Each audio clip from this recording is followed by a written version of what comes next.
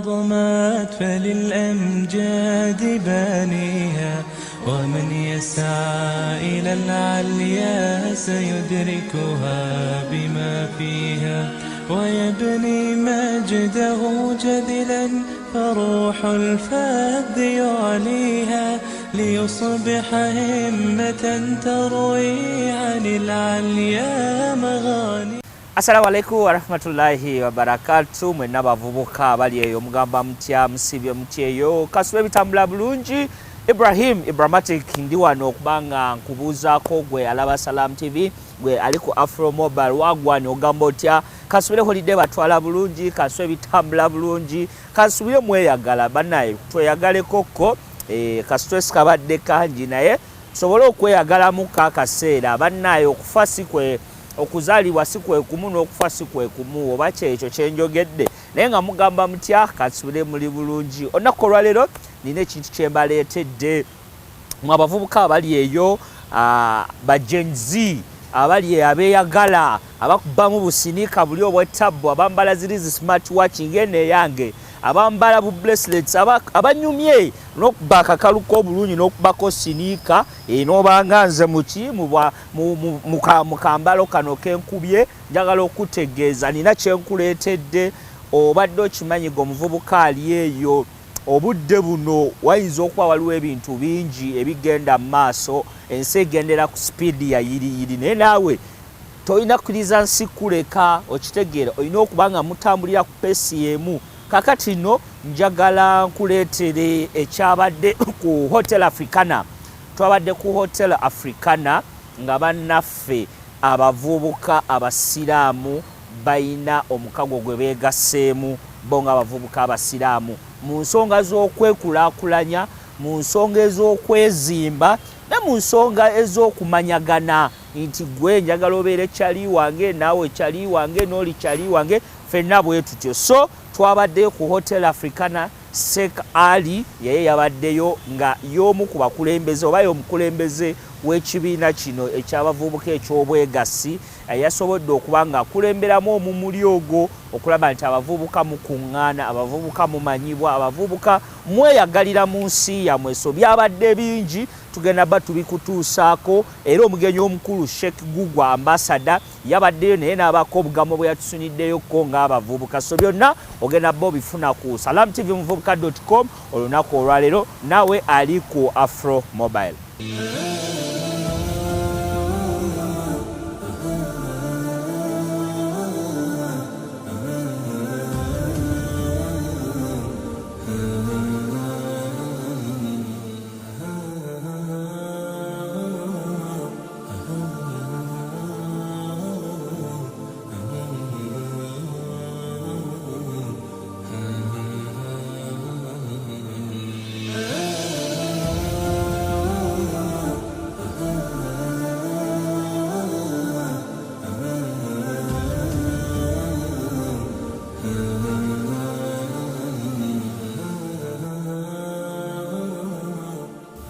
قل اللهم مالك الملك تؤتي الملك من تشاء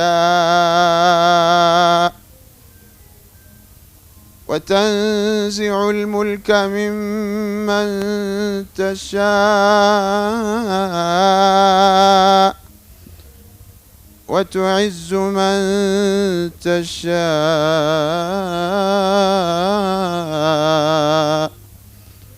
وتذل من تشاء بيدك الخير إنك على كل شيء قدير صدق الله العظيم. Our organization is Global Muslim Youth Agency. Our motto is for peace and continuity. An Islamic youth initiative for peaceful mindsets and responsible civic conduct in Uganda. The background, as you can see there, Uganda has made progress in maintaining national stability and peaceful coexistence. However, Election periods often create tension and sometimes violence involving youths. As Muslims youths in Uganda, we seek to re-anchor our civic product in Quranic teachings that emphasize peace, patience, trust in Allah. This initiative focuses on mindset correction rather than political competition, guiding Muslims youth to reject violence and uphold to Islamic values. That's the background and rationale of this initiative.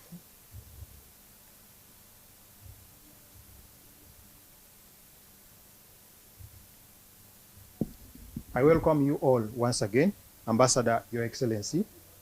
We are here to initiate this organization. Islamic foundation and perspective of the initiative. Islam teaches that all authority belongs to Allah, and this is true. Leadership occurs only by His will and wisdom. Allah says in the Quran, O Allah, owner of the sovereignty, you give sovereignty to whom you will and take it away from whom you will. That is Quran chapter 3, verse 26. This reminds the believers that leadership is a divine decree, and Muslim must respond with patience, peace, and obedience to Allah.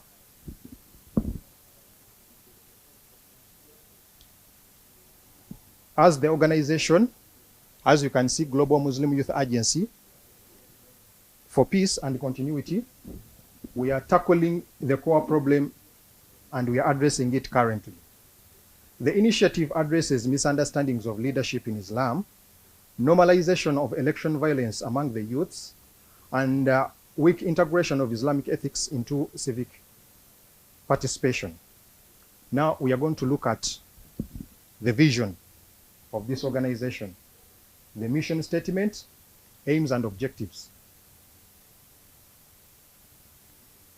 So main aim of the initiative, the main core aim of the initiative or of this organization, to correct the mindset of Muslims youth by promoting peaceful conduct during elections, trust in Allah's choice of leaders, and the rejection of violences as an Islamic.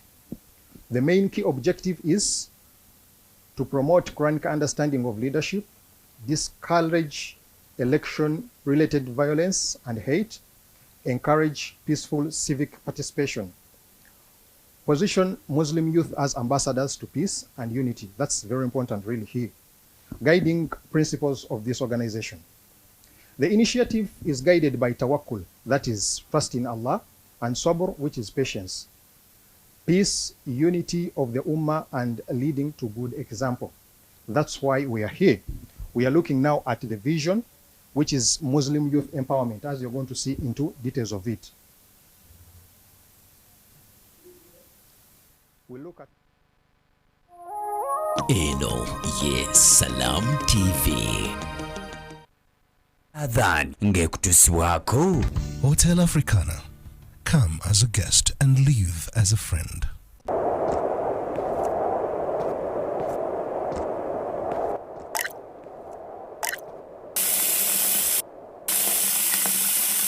Allahu Akbar, Allahu Akbar, Allahu Akbar, Allahu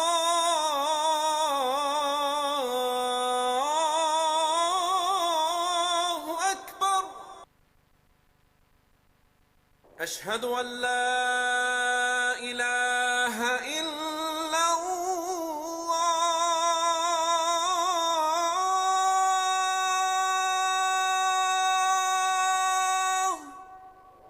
أشهد أن لا إله إلا الله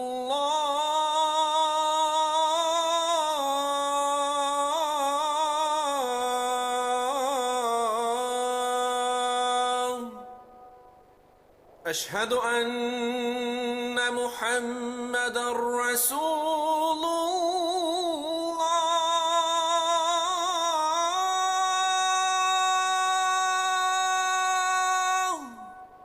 أشهد أن محمد رسول الله.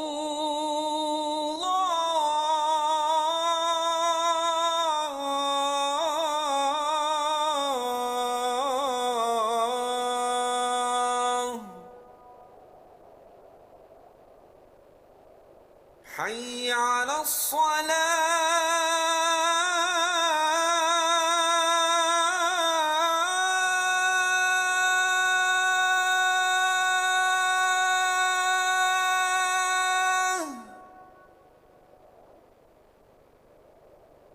حي على الصلاة.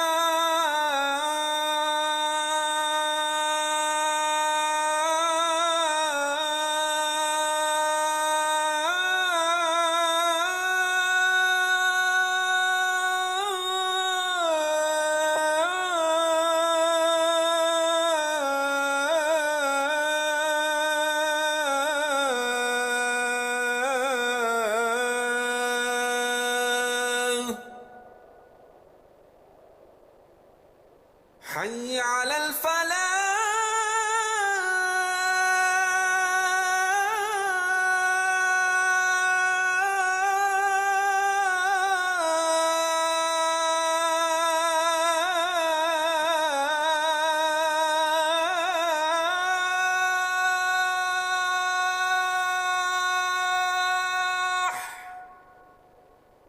حي على الفلاح.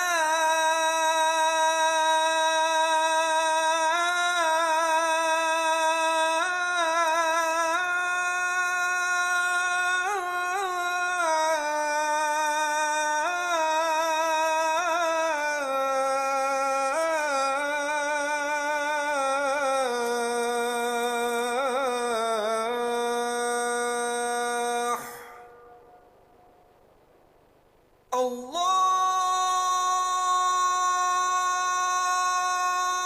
أكبر.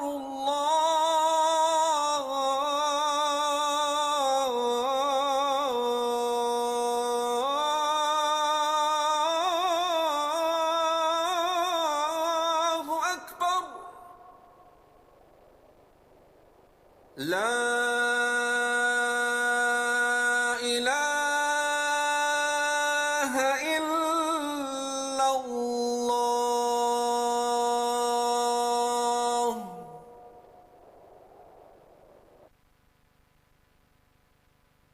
Dua after adhan. اللهم رب هذه الدعوة التامة والصلاة القائمة آت محمدا الوسيلة والفضيلة وبعثه مقاما محمودا الذي وعدته. O Allah, Lord of this perfect call and this prayer to be established, grant Muhammad al-Wasila a high and special place in Jannah and al-Fadila a rank above the rest of creation, and raise him to a praise platform which you have promised him. Adhan ngekutusibwako. Hotel Africana. Come as a guest and leave as a friend. Eno ye Salam TV. Gwegayi wakimanye nti ku lulwo tusobola okuteeka pikipiki ya Union e-bike oba Spiro omutwalo mulamba ku luguudo. N'olwensonga eyo tusazeewo tujaguze sekunkulu eno naawe anti down payment eya pikipiki tugitamye okuva ku mitwalo 18,650 paka ku mitwalo 12 gyokka. Awo nno funa foomu ezisaba pikipiki eno okuva ku Union office yonna oba ku agenti wa Union mu ggwanga lyonna naye tukulabula nti omugano guno gugumanga ennaku z'omwezi 31 December. Awo we tuli Union, the better way. Meet James. James has been searching for happiness for years. So we asked locals to point him to the source of their happiness. Until one fateful night, when his search finally came to an abrupt end.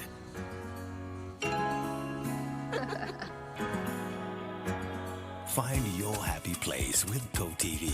Get GoTV to enjoy a wide range of shows for the whole family. GoTV. Love it. Mami, Yes. At school, everyone crunching. Nange ku mulimu nga nkola. When I'm watching my kazanyo. Anti ku highway nga nvuga. Sisumagire ekyo shuwa. Honey, mwana muwe. Get your favorite packet of Psalms from a shop or supermarket near you and crunch. Get yourself a packet of Psalms and start crunching. Psalms, taste the difference.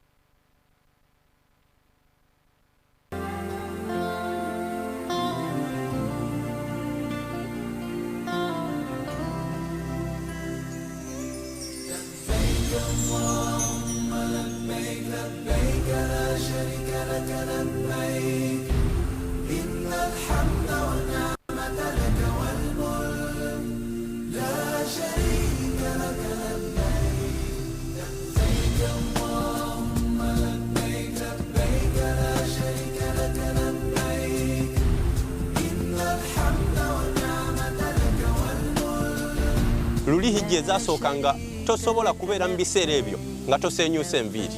Ezaffe kaweweevu sometimes. Naye era naawe obeera exhausted already.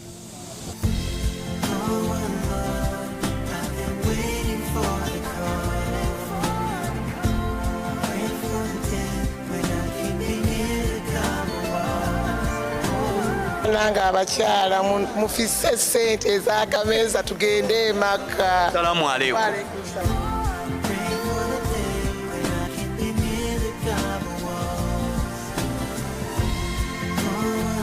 Tuyanziza nnyo Allah okutuwa omukisa ne tuva wano nga tuli balamu. Hijja ebadde etya Omukago? Mukutwalira wamu hijja ebadde nnungi era ebaddemu abantu nga basengejje.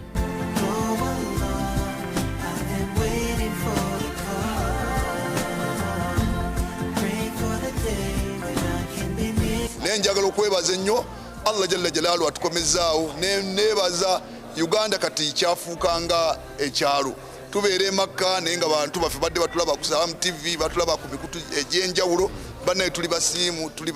Uganda Bureau of Hajj Affairs nagisavingamuuko ebisanja bibiri nenjivaamu ekola omulimu gw'amaanyi tugikubiriza okwongera okuteekayo ebirango okubeera nga okusensitizinga abantu okubamanyisa ng'obudde bukyali bannange tugenda ku level bwe tugenda ku kintu bwekiti yebeere nga yejjako omusango abaana abasigadde basigale nga bakereebu.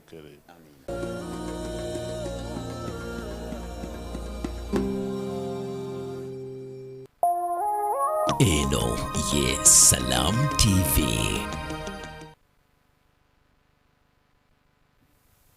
As we go to the main vision, the initiative use of mosque teachings, youth forums, and community dialogue is our target. Messaging is non-partisan and centered on Islamic teachings, promoting peace and responsibility. So the real vision of our organization or our agency is to grow into a strong local organization that can sustain and meet the demands of the poor and the needy within the Muslim community. That is Muslim youth empowerment. Briefly, we are talking of it here. Our main vision, briefly, it is Muslim youth empowerment, as you can see. So when we come to the mission statement, or the real mission of our organization is to correct the mindset of the youth by promoting a peaceful conduct.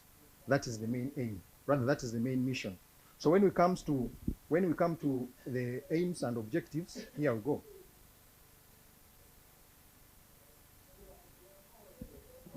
To initiate schools in Uganda and East Africa, to promote and create opportunities to the children to attain education. Third, to support and create employment opportunities for the youth through vocational trainings, to promote unity amongst the youth and the entire community. Point number 5 of the youth, to support and promote the poor and the needy within the society, to work in harmony with other youth organizations. As you know, Uganda, we have a lot of youth organizations. To support orphans and the widows, to disseminate the knowledge we have to the ordinary person in the country. As you have seen, we have a panel of scholars, ulamas here. So they are going to help the community or the youth to get the acquired knowledge they have got. Expected outcomes. What do we expect from this agency?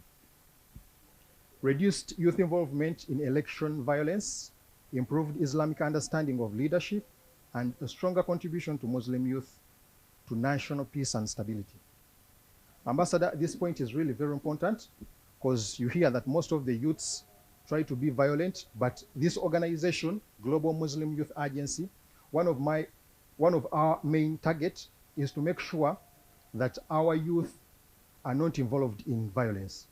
So we are trying to reduce the youth involvement in violence, improve the Islamic understanding of leadership, and stronger contribution of Muslims youth to peace and stability. That is very important. As we are concluding now,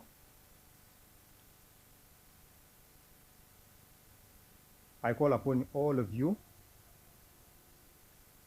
people who are present here, the youths, our elders, as you have seen them, we welcome you to the Global Muslim Youth Agency.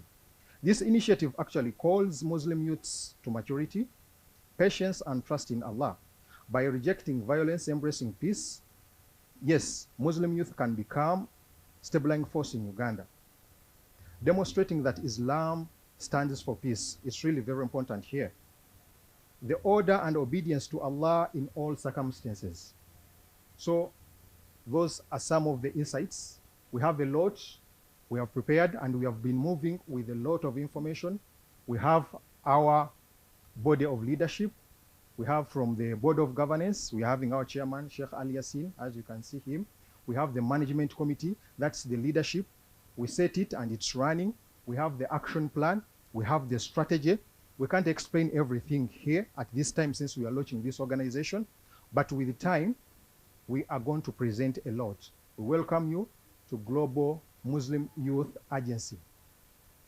We have a registration form for those who would like to join us. You are welcome. We'll register you and we'll give you more information concerning about the organization. I'll start by praising Allah, the Lord of the worlds, and may peace and blessings be upon our beloved Prophet Muhammad sallallahu alaihi wasallam.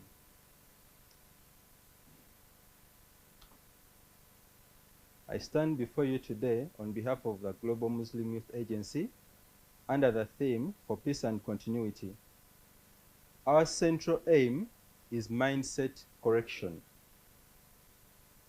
To shape a generation of Muslim youths that choose peace, responsibility, and wisdom over anger and distraction. I'll start by giving a brief history of Islam in Uganda. Many of us are Muslims, but many of us don't know how we came to be Muslims. Islam reached Uganda estimated around 1844. That was by Ibrahim. Ibrahim was a merchant. So unlike the fellow religious lines, Islam didn't come with a gun first. It came with trade, and even Ibrahim didn't come as a committed missionary. He came as a trader. And why did people convert to Islam at the time? His conduct, his trustworthiness, his commitment to peace, his lifestyle attracted people into Islam. Because if you read history, Ibrahim, the person who brought Islam to Uganda, never held a rally, never held a stand on the side of the road to call people to Islam. At all time, his conduct was the driver of converts into Islam. His agreements with the king of Buganda, which he fully fulfilled, unlike previous merchants, attracted the king to which kind of faith is this, where someone takes credit and pays even when he's not obliged to pay, even when he has options of today I took cattle from Buganda, tomorrow I can take from Bunyoro and default on Uganda. So that conduct of him, that behavior of him is what attracted people to convert to Islam. So the conversions to Islam were more of natural than artificial, because Islam wasn't spread in Uganda by preaching, but it was spread by good conduct. So you can see that from the start, Islam has a high level of peace. Because when you look at history, from 1833 when Islam came to Uganda to 1877 when the Anglicans came, Anglicans came with a gun. If you read about the religious wars, from 1833 when Islam came to Uganda to 1877, there wasn't a religious war in Uganda. Even when the Anglicans came in 1877, Muslims didn't fight the Anglicans yet. But when did the religious wars start? When a third group came, that was in 1879, the Catholics. That's what sparked off the religious wars. You see that Islam was trying as much as it could to coexist, to create that peace, to create that harmony. However, when the other two came, Islam couldn't stand in the middle and stop a war between those two. So the very first conflict we had, interreligious in Uganda, happened not because of Muslims. And even through the religious wars, you can read and see, at a point, Muslims seek dialogue. They evacuated and left Uganda for whichever settlements they went to. We have a lot of our brothers in Nyamitanga currently. We have a lot of our brothers in Tungamo. How did they reach there? They would stay and fight and shed blood, but they chose peace because life could continue elsewhere, but losing life would have no continuity. So to summarize, Islam stands for peace, and Islam is a religion of peace. So when we come to the fundamental question now, looking at the current political scene or the current events in politics, where do we stand as Muslims? First of all, I will emphasize that we stand for peace. And I will emphasize that the Islamic teachings on leadership clearly bring out that leaders are chosen by Allah. If I support someone and they don't win, probably they weren't the best choice for me of a leader. Because Allah knows what I don't know, I'm obliged to obey the leader Allah has chosen for me. And even on the side of leaders, if you lose an election, you shouldn't take that as a choice that was entirely made by the voters, but you should partially take that as a choice that was made by Allah. Because you've seen people who are elected into parliament, they are handed over a big car, they are promoted as cabinet ministers, and within a month's time, that car crashes them into an accident.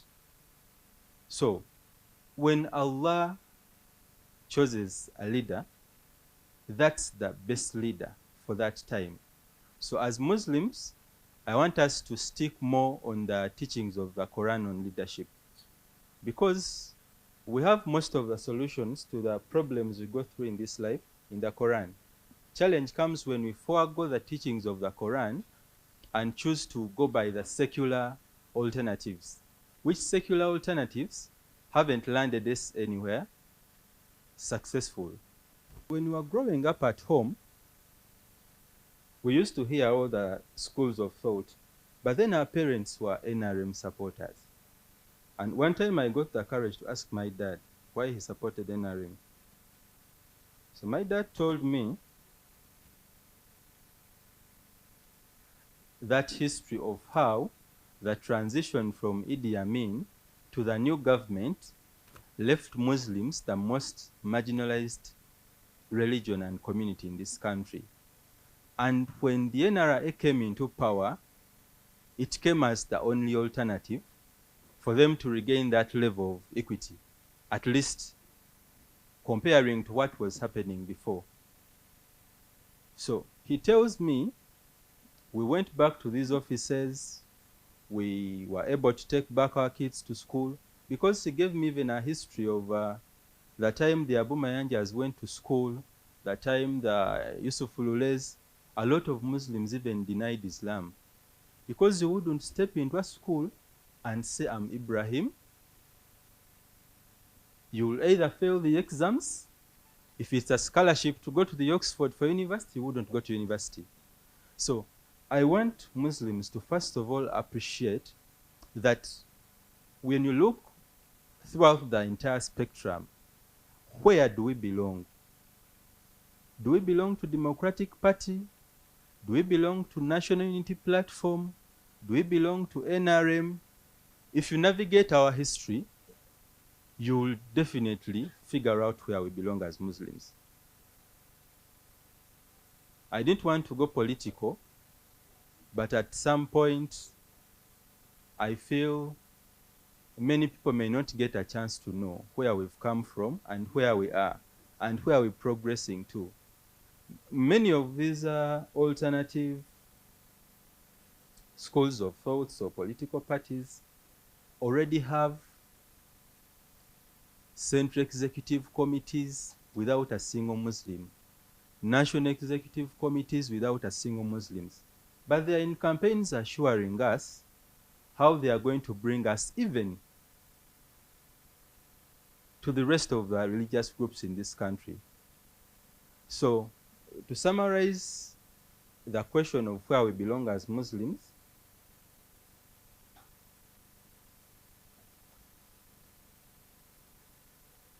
I feel and think and have researched and read,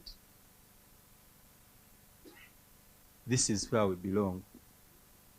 We belong in the current regime, and we've not gotten any assurance of retaining what we have from any of the hopeful political parties coming up in this country. Nze Nuh Muhammad Mayambala okuva mu the Islamic Chamber of Commerce and Industry Uganda. Nze ngenda kwongerako ku bigambo kubakuutira omukulu Ibrahim ampadde nnyo support mu bigambo bye nabadde ngenda okwogera. Nabadde njagala kubakubiriza okufa ku midaala gyammwe, okwefaako nga individual before the nation. Nation ojja kugifaako osigalire. Mujjukira abantu abagenda e Kayunga, Ssaabasajja agenda e Kayunga. Mujjukira abavubuka abaatabuka ennyo naye abamu bakyaliyo mu kkomera. Kyekyennaku nga teri abajjukira. So waliwo bemmanyi babatambulidde naye teri ayagala kumanya. So nga tonnaba kufaayo nnyo ku national issues, sooka weefeeko gwani, wezzeeko wabbali. Eno gye ngenda baba no discussing politics, naye nga toyina oyimiridde, enkya oyinza okwejjusa. Nalabye akatambi, simanyi oba waliwo yakalabye. Omwami yabadde ayambadde bulungi kooti yabadde ayambadde kanzu ey'omuleera ng'ataddeko ekkooti ng'alabika alina gy'ava oba gy'agenda. Abasajja bano abatambula, abasirikale abo mu sululu moja, simanyi ki kyabaddewo, naye yavudde mu mmotoka n'abalagako.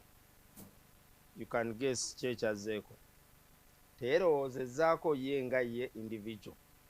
Yavuddemu n'abachallenginga, naye baamuyisiza wansi wa trailer, abalala ndoozi ne bamutwala. Done. Teyerowoozezzaako nga ki?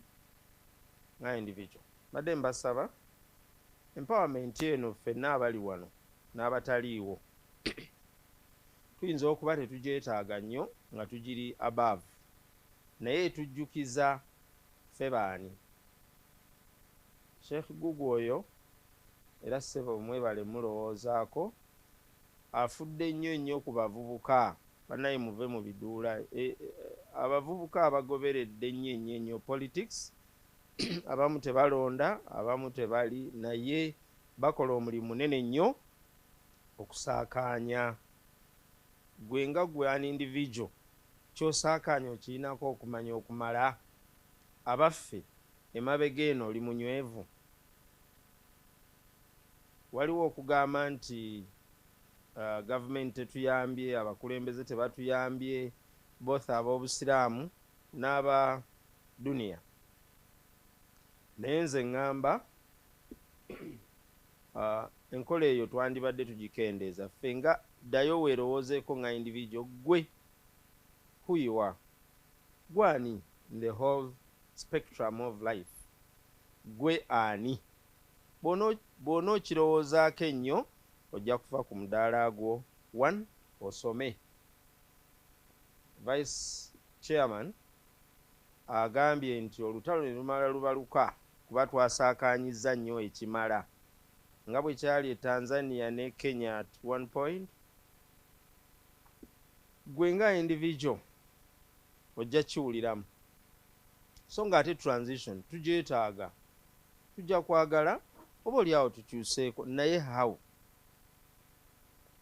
Kasita tunaakyusa mu nkyusa, tunayagala okukyusa obukulembeze mu nkyusa etali ya buvunaanyizibwa, especially etali ya busiraamu, tujja kukakkana nga the individuals oba gwe kennyini nga gwe ojja kiwuliramu. Olwekyo nze mbasaba tukendeeze okulowooza nti omulala ajja tukolera buli kimu, ffe tuyitewo buyisi. Ensonga lwaki tusanga nga tunenya nnyo gavumenti. Nze nonda, naye politics simutegeera era saagala mutegeera kubanga nzijjako time nnene, era bwe nzirayo eka ne mbuza baayi ki ekyabaddewo leero, ne bambuulirako lwaki.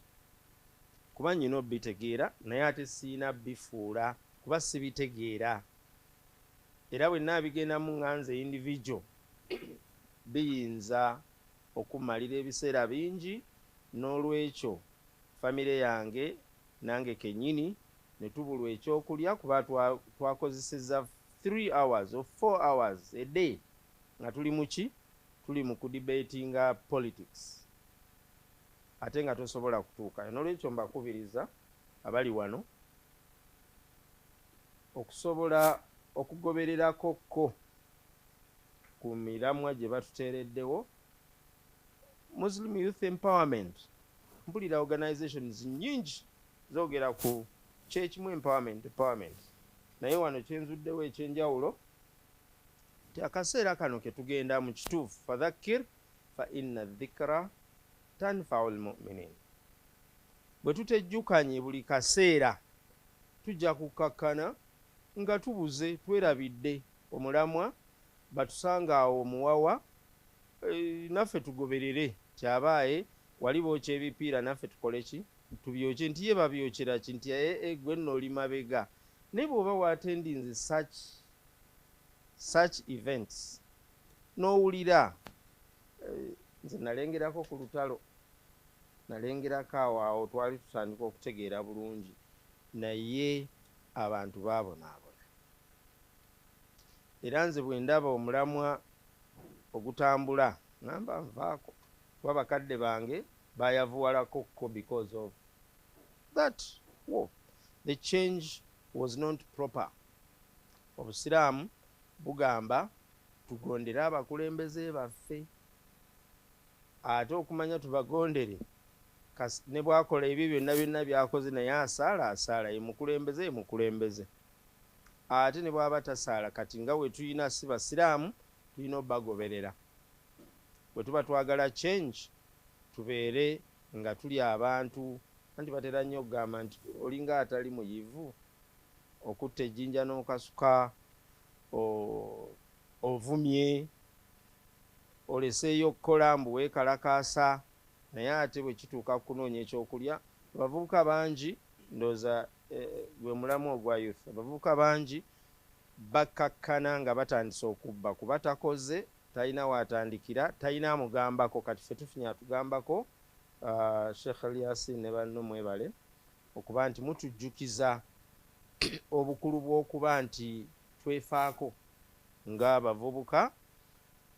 Nze alhamdulillah obuvubuka ngenda mbuvaamu, naye mbuvuddemu ntya kubeera nga mbeera kumpi n'abantu abalina emiramwa. Nze nabeera nnyo n'abantu nga bakulu. Saizi yange kuba omupiira kuva ku makya paka lwaggulo nga gwe liida. Nalabako Mandela wa Cafe Javas nga tuli City Tires, twazannyako omupiira naye nga tayinza kuzannyira dakika 3 n'azimalako shwi nga yabuzeewo dda. Kumba olwo atandika okukola ki? Atandika okuyiiya, naye twagenda okizuula yabeera nga asuubulasuubula omwo ng'azannya omupiira eddakika 3, second round temumulabako. Kati naffe tukola ekyo. Bw'obeerawo oli nga emboozi olaba babiyita biboozibozi ennaku zo, why should you stay there? Why should you follow ng'olaba nti gwe tekikugattako? Akhiran bakubiriza okwekolerera. Kola oba oli muwalimu kola. Ekyo kyekibonyaabonyeza abavubuka bangi okuba nti nno buli awali akakuŋŋaanyeemu bwe kati alina okukabeeramu kuba talina byakukola. Ebyokukola weebiri n'okugamba ekigambo gavumenti tetuyambye, abaseeka tebatuyambye, bagundi tebatuyambye. You keep on blaming the others and you do not blame yourself. The real problem starts with you yourself. Kati ekireese obusungu obungi kwe kuba nti abantu bagaanye okukola.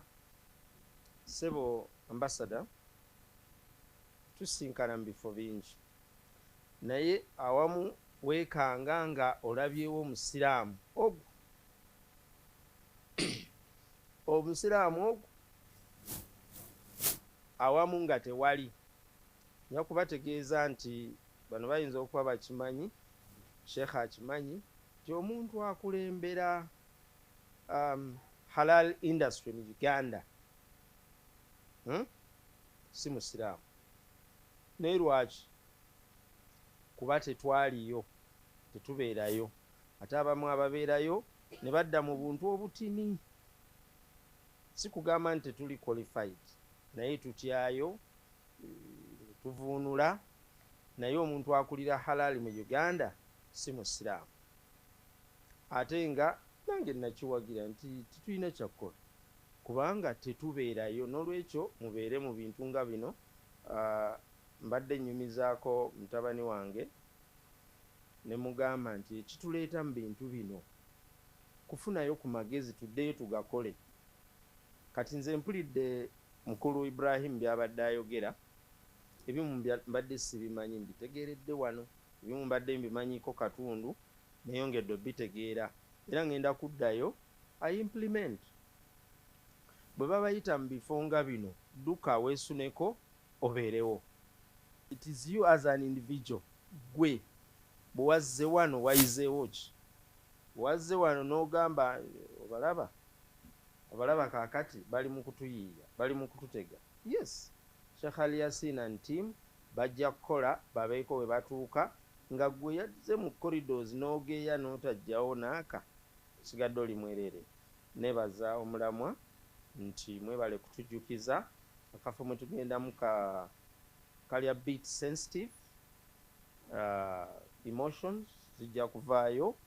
Naye gwe nga gwe kiki nnyo ekikusindika okukuba amayinja, okulwana kiki?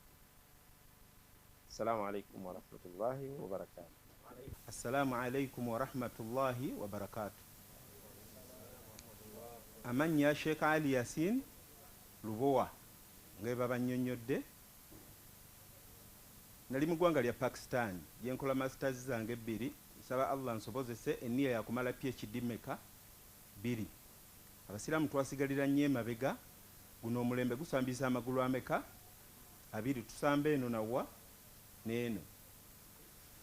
Nali mu ggwanga lya Pakistan, munzikirize nkozese Luganda. because a lot of English has been spoken. I can't speak English.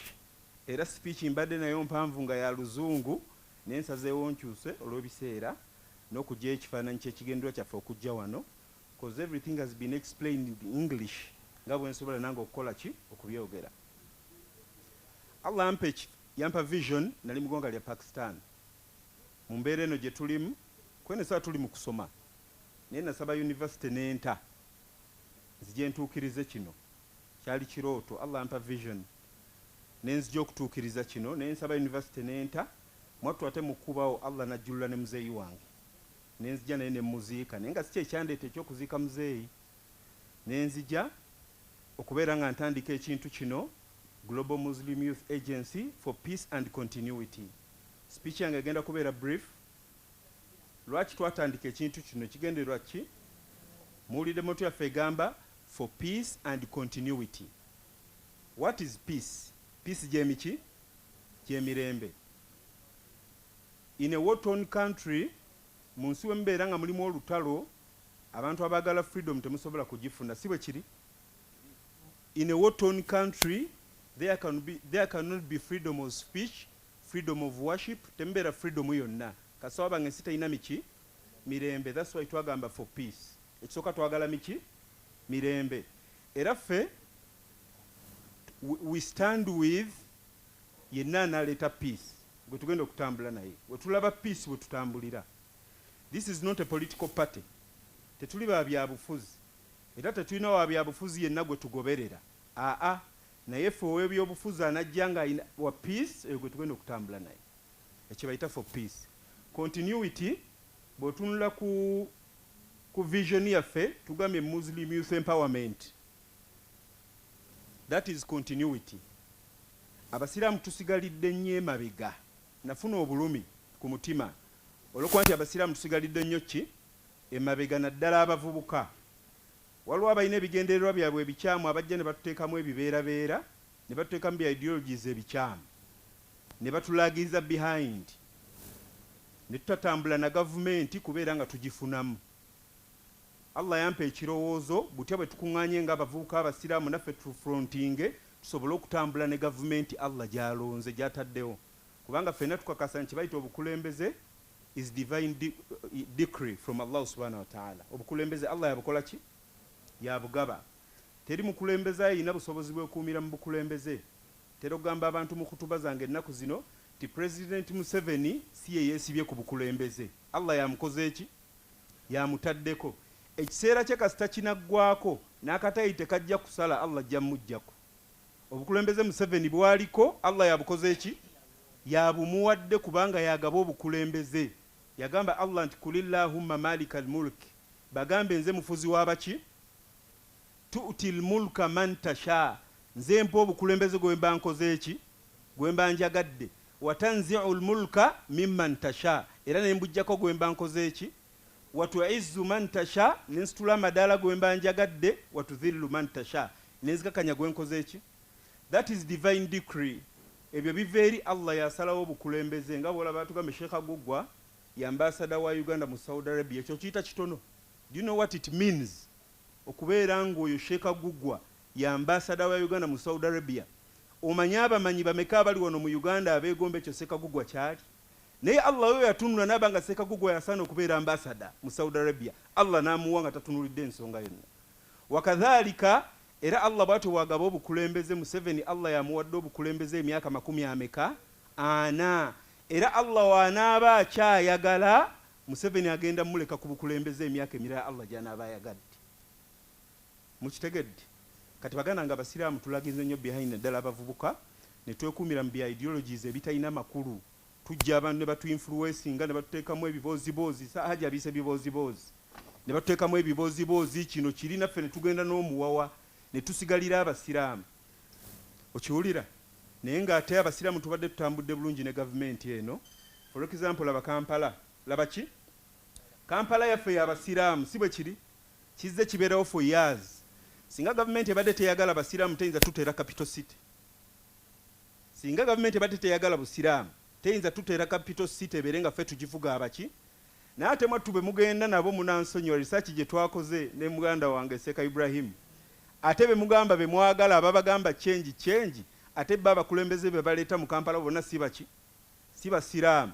Kitegeeza wetegereza obulungi n'oteeko galubindi baagala tugoba mu Kampala ffe abasiraamu. N'ekyo baganda nga bebitiibwa mbakubiza ddala abavubuka abasiraamu tuveeyo tukole ki?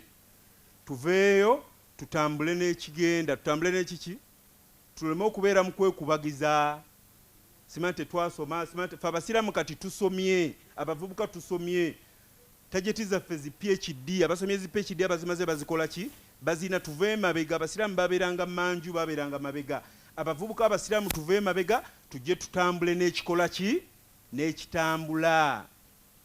Obukulembeza bugabani Allah subhanahu wa ta'ala.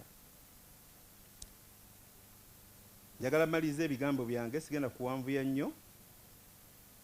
Pita Sheikh Gugwa mbajjukiza nti Nabbi waffe sallallahu alaihi wasallam ekyamuleeta Allah yamusindika. Nabbi agamba nti bu'ithtu nasindikibwa li utammima maqalima al akhlaq, ekyandeeta kujuliriza mpisa. Kitegeeza ki? Ti abasiraamu we are the ambassadors of peace and good conduct.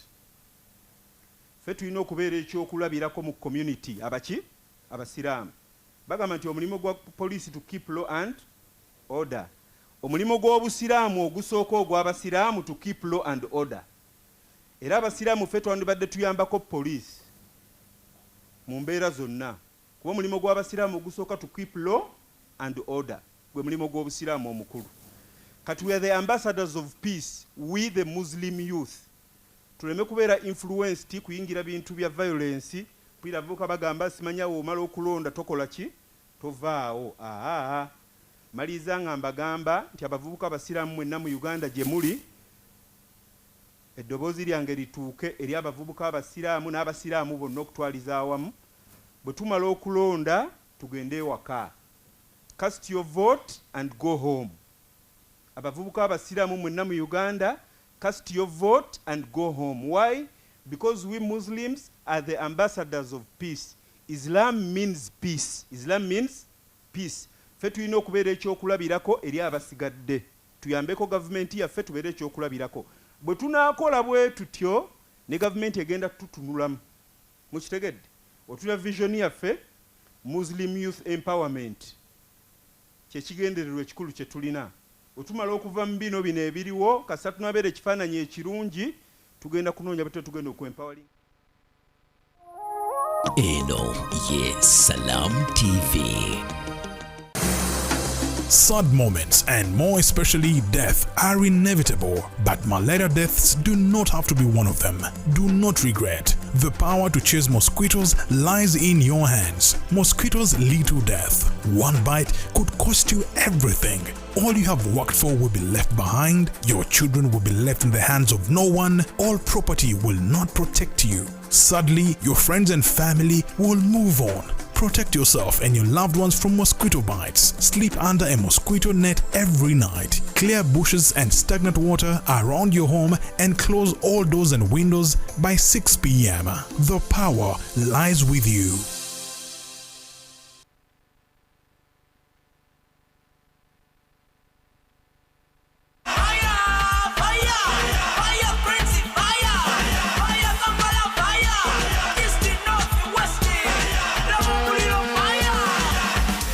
Tusonge Morocco ne Uganda Cranes wamu ne MTN. Kula buguzi bando ya gaga ng'onyiga star emu noti star noti hashi ofuuke na mukisa asobola okwewangulira olugendo olusasulidwa okugenda okulaba Uganda Cranes ng'esamba omupiira mu Morocco. Gaga tusonge Morocco ne Uganda Cranes wamu ne MTN nga tuli wamu fire yaffe teremesebwa.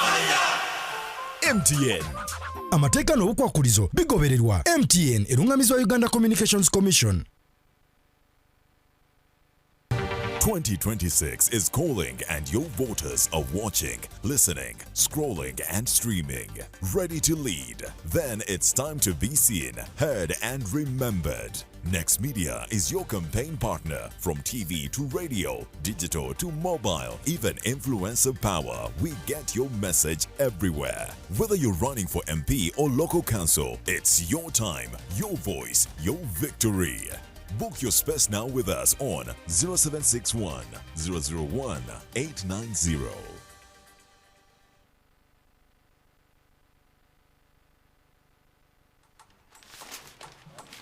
This is AFCON, my friend. Everything is a competition. Everything.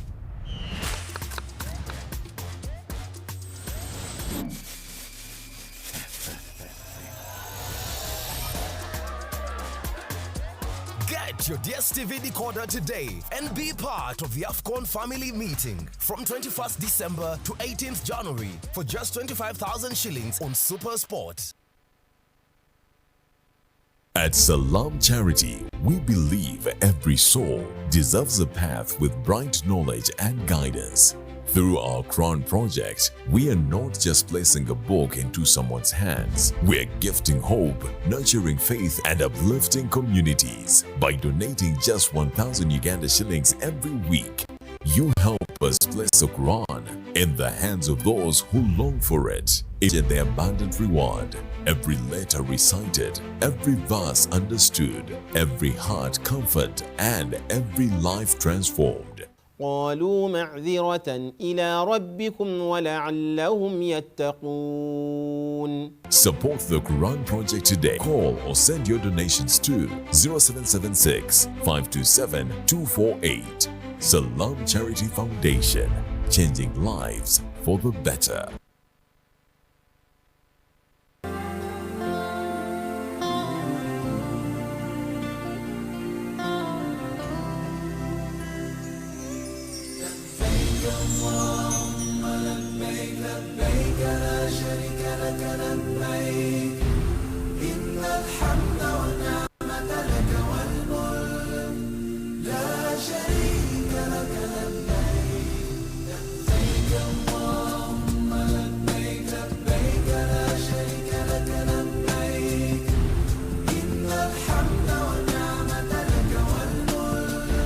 Luli hijja ezasookanga tosobola kubeera mu biseera ebyo nga tosenyuusa enviiri.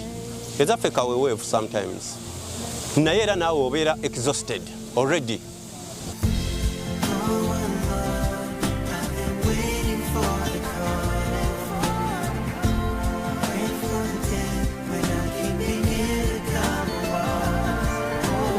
Nanga abakyala mufisse ssente ez'akameza tugende emaka. Salamu alaikum.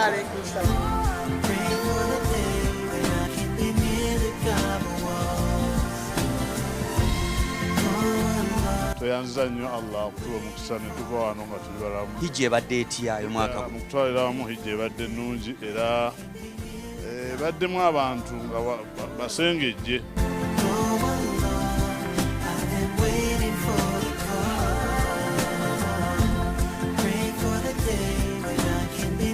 Nenjagala okwebaza ennyo Allah jalla jalaalu atukomezaawo nebaza Uganda kati kyafuukanga ekyalo. Tubeera emakka naye nga bantu baffe badde batulaba ku Salam TV, batulaba ku mikutu egy'enjawulo, bannaye tuli basiimu. Uganda Bureau of Hajj Affairs, okay, nagisavingamuuko ebisanja bibiri nenjivaamu. Ekola omulimu gw'amaanyi. Tugikubiriza okwongera okuteekayo ebirango okubeera nga okusensitizinga abantu, okubamanyisa ng'obudde bukyali. Bannange tugenda ku level bwe tugenda ku kintu bwekiti yebeere nga yejjako omusango, abaana abasigadde basigale nga bakereebukereebu.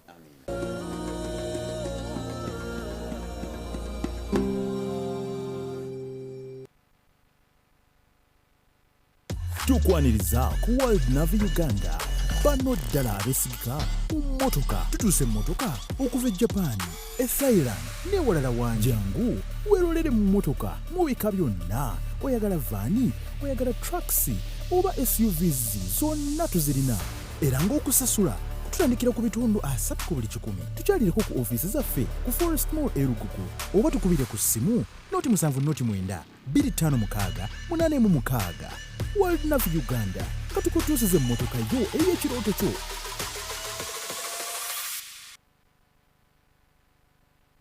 Nga tusemberedde ennaku z'akalulu, tulina okulonda omukulembeze w'eggwanga, ba MPs, ba LC5, ba councillors n'abalala bonna. Mbasaba okulonda kwe tulimu manye nti kya kaseera buseera, it's a season, kagenda kuggwako era kagenda kuggwa, naye mubeere nga mukitwala nga nsonga nkulu nnyo nti temwawukana, temulwanagana, temuteekawo bukyayi wakati wammwe ne mu famire zammwe. Oli wa ddembe okuwagira omuntu gw'owulya gw'oyagala, era oli wa ddembe okukkiriza mu kibiina ky'okkiririzaamu, naye tekitegeeza nti atakkiriza nga bw'oyagala oba atawagidde gw'oyagala aba afuuse mulabewo. Mbeere nga muwangala mu mbeera ey'omukwano ey'okweyagala n'okusaasiragana n'okwagala nnyo eggwanga lyaffe. I choose peace. Eno ye Salam TV. Basiraamu nga tuyambibwako gavumenti yaffe insha Allahu taala. N'ekyo bane musitukiremu tutambule n'ekitambula. Abasiraamu abavubuka tutambule ne gavumenti yaffe insha Allahu taala, tujja kufunamu obulungi, tuleme kwekuumira mabega. Musajja myangamba gavumenti terina kyetugasizza. You've not mwe temuvuddeeyo. Okiraba temukoze eki? Temuvuddeeyo. Bwe tunaavaayo ne tubeera ku mwanjo gavumenti tujega ntuli nayo ejja tutunulamu, naye twekuumidde nnyo emabega. Nze kyekyandeese, ensonga eyandeese kubeera nga nzija abavubuka emabega abasiraamu, naffe tufrontinge gavumenti ekakase nti naffe we can do something and we are part of them. Tuli wamu nayo etutunulemu, naffe twekulaakulanye ng'abaki ng'abavubuka abasiraamu, kye bayita Muslim Youth Empowerment. Naye tugenda kituukako tutya nga tufuuse kudwatun hasana, ekyokulabako ekisinga obuki obulungi, nga tukulembezza empisa n'okubeera nga kugamba abasiraamu you are the ambassadors of peace. Assalamu alaikum wa rahmatullahi wa barakatuh. I don't have much to say, but I want to thank Allah subhanahu wa ta'ala. Oyo atuwadde obulamu ne tutuuka wano olwaleero ne tubeera nga tuli ku kkula lino. Nze bampita kinanjo kyankoze eki. Mummanyi kinanjo kyankoze eki? Nkimize. Njagala okwebaza Ali ne banno olw'okulengera ewala. N'obeera ng'ofubye okubeera ng'oyagala abaganda b'abasiraamu baveeyo emmanju bajje emiryango, abange mujje tulye. Munfuna mujje tukole ki? Lwaki tulya ffekka nga mwe abasiraamu bannaffe muli eyo mwekoma babalimba? Please mujje tulye. Esente zino abasajja ze balina si zaabwe zaffe. Mujjeyo amakanzu nkofiira musembere ku lujjuliro tugabane keeki y'eggwanga. Abasiraamu tumaze ebbanga, omanyi ffe tulimbibwa. I don't know why. Buli ayagala okuyisaawo kyayisaawo ng'akwatayo abasiraamu, omanyi ffe tutatiitiira ng'akwatayo abasiraamu baawo nga Allahu akbar, Allahu takbira. Mukuba zaaki ezo? Nezibabuuza dda, mukuba zaaki? Allah agambye la yanhakumu llahu ani alladhina lam yukatilukum fi ddin walam yukhrijukum min diyarikum. Allah abagambye nti tabaganangako kukolagana n'abayoweeri n'abapita n'abasamusoni ebbanga libamala nga tebabagobye, tebabaganye kwaziina, tebabaganye kusaala. Tulina agamu ku mawanga agatuliraanye, tosobola kwaziina muganda wange, tosobola soma kutuba ku muzindaalo. Ne tubeera n'amawanga agamu ag'obusiraamu amakulu, tosobola kusoma kutuba okujjako nga gavumenti emaze okutuna mu kutuba yo gy'ogenda okusoma. Tosobola kuva gy'ovudde n'ogenda mu muzikiti gwa Samuel Saudi kanjogere oba Emirati oba Kuwait n'ojja eri ebigambo byo kubanga obusiraamu bukutta n'ogenda olinnya akatuuti n'oyogera nga gavumenti tekukkiriza. No. Naye wano e Uganda osoma kutuba nga bw'oyagala n'ovuma n'ojerega n'okola buli kimu n'omaliriza kutuba n'osaaza noga assalamu alaikum warahmatullah assalamu alaikum warahmatullah n'okandaga mu majuba go n'otambula n'ogende wa mukazi wo n'olya ekyeggulo ne weebaka n'enkya n'ojja n'ovuma eyo gavumenti eririddawo kulil haqu walau kana murra nkimanyi mulimu wano mufefefe mulimu abo nabo no tubabuulira amazima era mbasaba mwenna abali wano tembera bannanfuusi muzabuzabiina la ilaha udkhulu fi silmi kyomukisa omulungi ndi wa gavumenti naye ate olusiraamu ndumanyi tosobola kunnimba lwaki allah tumumanyako awamu awala ne tumugaana allah agambye sheekhe wedda aya agisomye ne imaamu yagisomye hafidhu n'agamba kulillahumma malika almulk allah yali agamba nabbi muhammad kul bagambe gwe nabbi muhammadi allahumma maliki almulk allah ye kabaka wabaki ye kabaka wabakabaka ye mufuzi wabafuzi ye pulezidenti wabapulezidenti kyetulina ye tafsiri gyetulina okuteekawo ejja okutwanguyira amangu okutegeera tuuti lmulka man tasha allah subhanahu wa ta'ala alonda naawe obakule pulezidenti oyo gwaba ayagadde osanga omusiraamu ngaeyo aya tagiwulirangako tagitegeera kyokka ozanze ndi wa allah era nfiira ku busiraamu who are you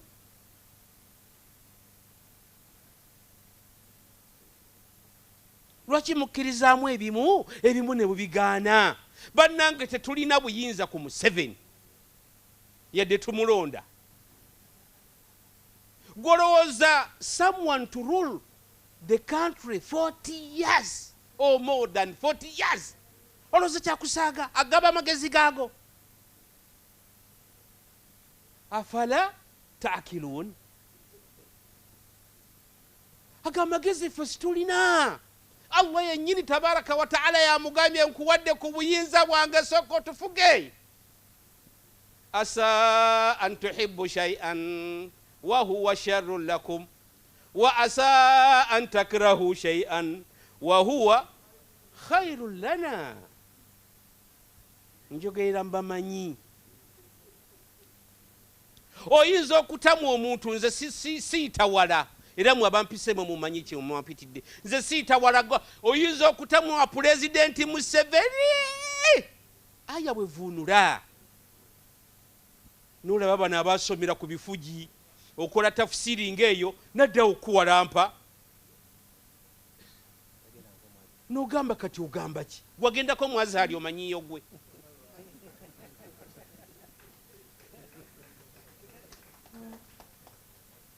allah agambye tuuti lmulka man tasha obukulembeze bwa pulezidenti obuwa oyo gwoba okoze eki oyo gwe yawa kati yaliwo tulina okubeera abaswabirinyi kwoyo aliwo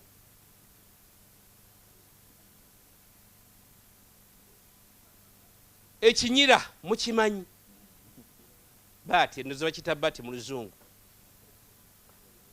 ekinyira kibeera kyewunzise essaawa yonna kiba kikoze eki naye bwe kiraba ffe nga tutambula kitusekeera kirowooza ffe tukoze eki kirowooza ffe twewunzise naye nga kyo kyekikoze eki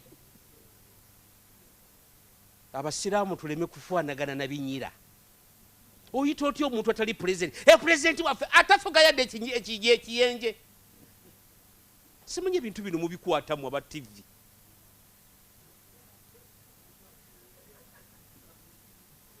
omuntu tafuga yadde ekiyenje wansi yadde ekiku yadde enkokonyi pulezidenti wa uganda agenda kukola ki nawe omusiraamu nobeera mwoyo katemba nze kyomukisa omulungi ebibi byonna mbirina ndi musiraamu ate omuganda. Ebyo bye bibi ebisinga obuzibu mu nsi wano. Ndi musiraamu ate omuki. Entegeera yaffe tutegeera luvannyuma. Nze nabagamba siina gwe nti okujjako Allah. Gwe nawe omusiraamu ayambala enkofiira n'okeera n'ofuna wuzu n'osaala emirundi 5 n'oyambala ekkanzu n'onyuma ne bakulimba nti oyo ye pulezidenti. Nawe n'okkiriza nasanga ye pulezidenti. Osanga imaamu ku kituuti. President, who told you is this president? Abasiraamu ebyokutusiba kuba bye mugamba abasiraamu babasiba tetujja kubeera ku ekyo.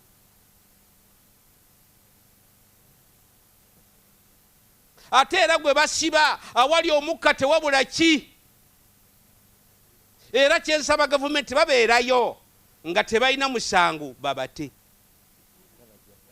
Era insha Allah bajja kukola ki? Bajja kubata. Naye baleme kubalimba bavubuka mmwe. Era global. Nsaba global yeyongereko. Akamuzirimu kano. Mukakomese. Kuba ekigenderwa kyaffe kinene. Naye ate sijja kusooka gama mukajjeko naye musooke mwegendereze. Mukole ne Uganda n'abalala bonna bavubuka. Muteekewo ekibiina nga kigatta abasiraamu n'abatali ki. Ne lwakuba abasiraamu ffe tusinga mu kavuyo. Abaffe osooka mu njuyo nkutegedde. N'ekirala ffe tusinga obuvuyo.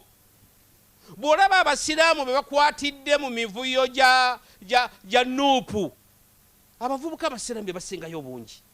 Kale njagala okwebaza gwe omuvubuka abadde atwaba ku Salam TV program muvubuka.com kansuubire ofunye ekyokuyiga onyumiddwa gwe abadde ku Afromobile bane mudownloading Afromobile okuva ku Google Play Store paka ku App Store mugidownloading ate mutugoberere bye tukola ku Salam TV osobola okugobera #salamuvubuka.com osobola okubanga ogobera hashtag eyo nobanga olaba bye tukola olaba bye tuteekayo nawe nowenyigiramu namwe abagala obbaleeta tubaleteko ku sheno sobola obbafuna gw'ojja buzzi n'otugamba bannaye kavaibu ke mulina keeko nange njagala mubakole ki muneegatteko. So njagala okwebaza go wenna abadde ku Salam TV noze ebigambo mubirabye okuva we President Sheikh Ali Yassin ne Vice President we nga bannyonnyola ensonga zino. So omuvubuka ali eyo kiba kitegeeza just kuba kwegatta bwegasi ne twezzaamu essuubi we empower ourselves okuba nti tuwangula. We are the leaders of tomorrow.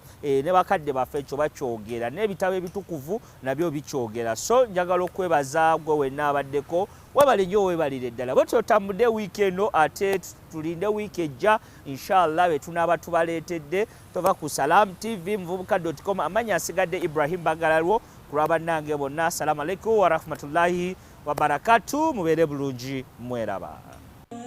قد عظمت فللأمجاد بانيها ومن يسعى إلى العليا سيدركها بما فيها ويبني مجده جذلا فروح الفذ يعليها ليصبح همة تروي عن العليا مغاني.